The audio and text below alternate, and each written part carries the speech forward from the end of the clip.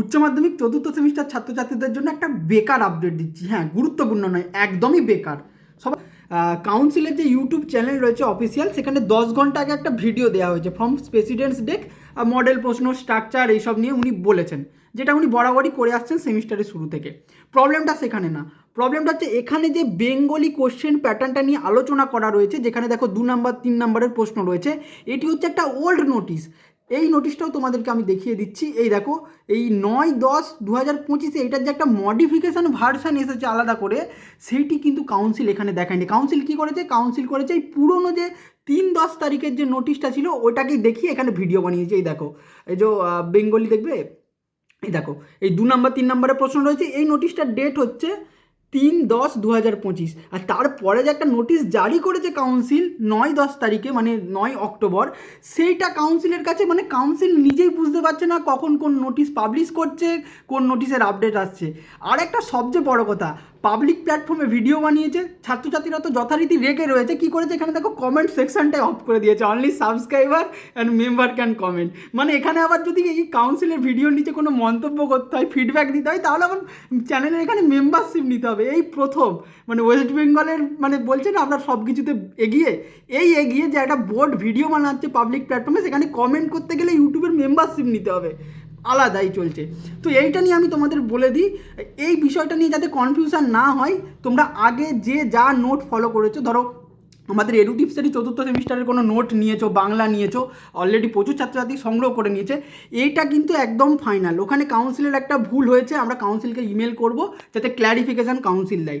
তোমাদের চিন্তা করার কারণ নেই, তোমরা যেখান থেকেই সাজেশান সংগ্রহ করেছো, নোটস সহায়িকা সংগ্রহ করেছো, ওটা একদম আপ টু ডেটেড রয়েছে। বিশেষ করে আমাদের এডুটিপসের যে চতুর্থ সেমিস্টারের সমস্ত নোট একদম কাউন্সিলের লেটেস্ট প্যাটার্ন মেনেই সব কিছু করা রয়েছে। তো সেই ক্ষেত্রে তোমাদের চিন্তা করার কারণ নেই।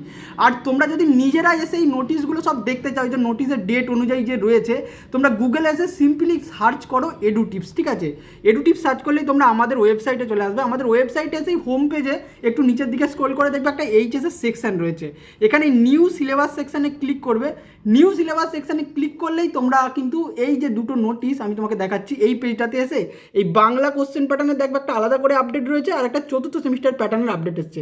বুঝছো? এই আপডেটটা যখন দেওয়া হয়েছিল তখন আমরা এখানে এসেও আবার বাংলাটা আপডেট করে দিয়েছিলাম, দেখবে। এই দেখো, 9-10-2025 লেটেস্ট প্রশ্ন প্যাটার্ন অনুযায়ী আপডেট। এখানে কোনো 2 নম্বর 3 নম্বরের প্রশ্ন থাকবে না, সরাসরি 5 নম্বরের প্রশ্ন থাকবে। 2 নম্বর 3 নম্বরের প্রশ্ন থাকবে, 2+3 থাকবে, কিন্তু টোটাল কোশ্চেনটা 5ই হবে। এই জায়গাটাতে কাউন্সিল একটা ওল্ড নোটিফিকেশান দেখিয়ে ছাত্রছাত্রীদের মনে কনফিউশন করছে। এবং কমেন্ট সেকশনে যারা অলরেডি কমেন্ট করেছে, মানে যাদের টাকা বেশি আছে, মেম্বারশিপ নিয়ে কমেন্ট করেছে, দেখো, এই দেখো, এটা একদম মানে প্রচুর সবাই ফ্রাস্ট্রেটেড, মানে Bangla question, Bangla structure latest নোটিফিকেশানই ফলো করে না, মানে এরকম ব্যাপার একটা চলছে। তো আমরা কি বলবো, ছাত্রছাত্রীদেরকে প্রথমত গিনিপিগ পে এক্সপেরিমেন্ট চলছে, লিটারালি এক্সপেরিমেন্ট চলছে। আর এখন এই পরীক্ষার 1 মাস আজকে, মানে এরকম মানে কনফিউশন সৃষ্টি করছে। আমরা ইমিডিয়েট চাই কাউন্সিল এই বিষয়ে ক্ল্যারিফিকেশান দিক, যাতে ছাত্রছাত্রীদের মধ্যে ফার্দার কনফিউশন না হয়। আমরা ছাত্রছাত্রীদেরকে সমস্ত তথ্যটা একদম ভেঙে বললাম, কি প্রবলেম, কি সলিউশন।